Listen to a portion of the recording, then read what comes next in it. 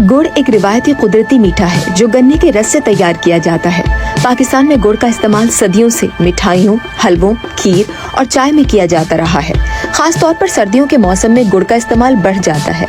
माहिरीन के मुताबिक सर्दियों में गुड़ का इस्तेमाल नज़ला, जुकाम और खांसी जैसी मौसमी बीमारियों में कुछ हद तक फायदा दे सकता है, क्योंकि इसमें कुदरती तौर पर हरारत पैदा करने की सलाहियत होती है।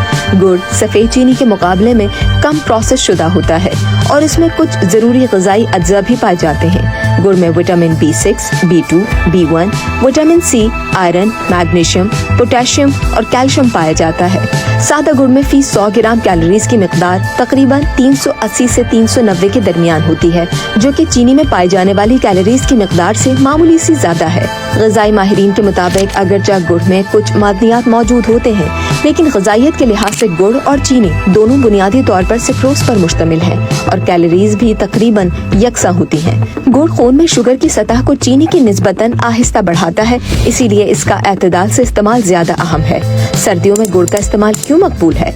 माहिरीन का कहना है कि गुड़ जिस्म को गर्म रखने में मदद देता है, क़ुव्वत मुदाफ़ियत को सराहता है और खून में हेमोग्लोबिन की सतह बेहतर बनाने में मददगार हो सकता है। इसके अलावा ये हाजमे के लिए मुफीद है और गले की खराश और खांसी में भी आराम दे सकता है, बशर्ते कि इसे महदूद मिकदार में इस्तेमाल किया जाए। गुड़ के कुछ नुकसानात भी हैं। ज्यादा मिकदार में गुड़ खाने से वजन बढ़ सकता है, क्योंकि इसमें कैलोरीज ज्यादा होती हैं। अगरचे इसका ग्लाइसेमिक इंडेक्स चीनी से कम है, फिर भी शुगर लेवल को मुतासिर कर सकता है, इसीलिए ज़ियादतीज़ के मरीजों को खास एहतियात करनी चाहिए। आपने देखा होगा कि अक्सर चीनी की जगह गुड़ इस्तेमाल किया जाता है, क्या ये दुरुस्त है?